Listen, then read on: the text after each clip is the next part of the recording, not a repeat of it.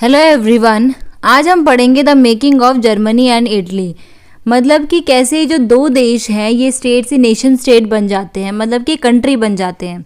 तो सबसे पहले हम जर्मनी के एग्जाम्पल से समझेंगे। यहाँ लिखा है can the army be the architect of a nation. क्या कोई आर्मी एक नेशन को बना सकती है?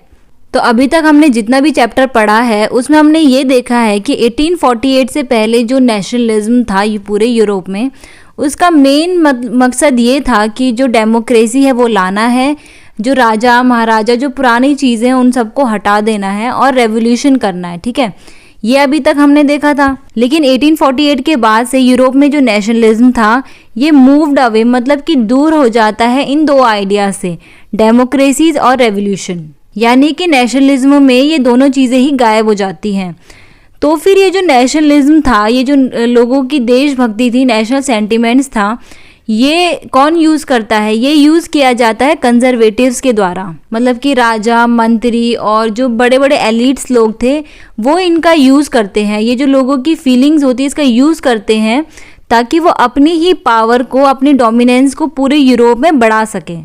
ये लाइन बहुत इंपॉर्टेंट है और यही लाइन इस पूरे टॉपिक की समरी भी है। और जैसे जैसे हम आगे पढ़ेंगे तो आपको पता लग जाएगा कि ये लाइन यहाँ पर क्यों लिखी गई है। तो इस लाइन को एक्सप्लेन करने के लिए दो कंट्री के एग्जाम्पल दिए गए हैं, एक है जर्मनी और एक है इटली। तो पहले हम देख लेते हैं कि जर्मनी कहाँ पर है। वैसे भी हमने पहले भी देखा हुआ है।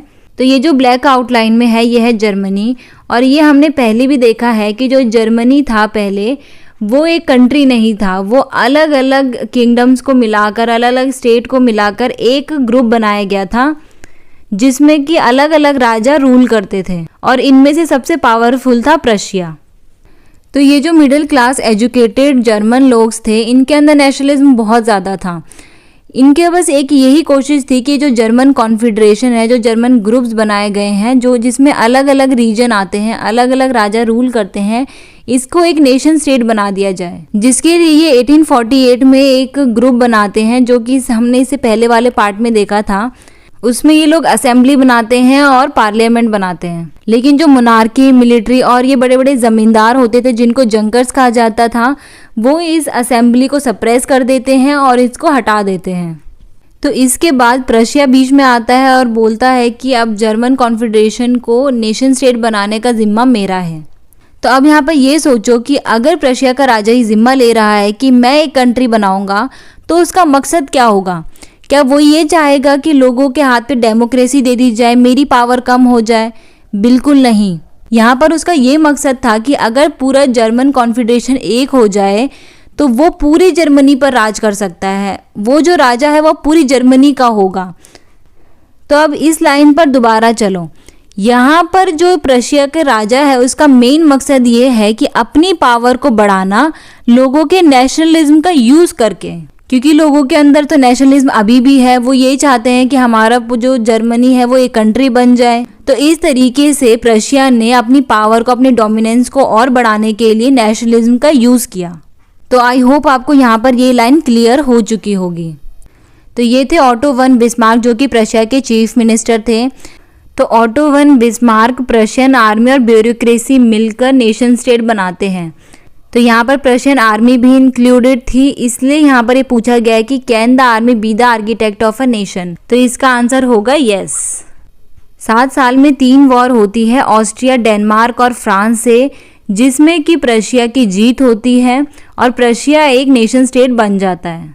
1871 में प्रशिया के राजा विलियम वन को पूरी जर्मनी का राजा घोषित कर दिया जाता है। तो नीचे इस इवेंट को डिस्क्राइब किया गया है जब विलियम फर्स्ट को राजा बनाया जा रहा था। 1871 18 जनवरी की बात है। उस टाइम ठंड का टाइम था।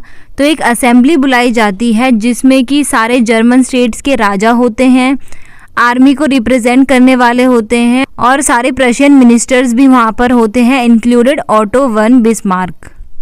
ये सब लोग वर्जेल के एक पैलेस में इकट्ठा होते हैं और वहाँ पर केसर विलियम फर्स्ट को पूरे जर्मनी का राजा घोषित कर दिया जाता है।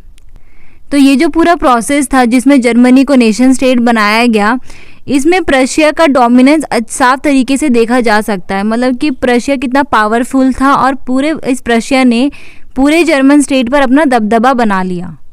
तो ये जो नया स्टेट था इसमें करेंसी, बैंकिंग, लीगल और जुडिशियल सिस्टम को मॉडर्नाइज किया गया और प्रशिया में जो भी रूल्स रेगुलेशंस थे, तौर तरीके थे, उनको एक मॉडल की तरह पूरी जर्मनी में यूज़ किया गया। तो यहाँ तक थी जर्मनी की कहानी। इसके बाद हम इटली के बारे में पढ़ेंगे। मिलते हैं अपनी नेक्स्ट वीडियो में।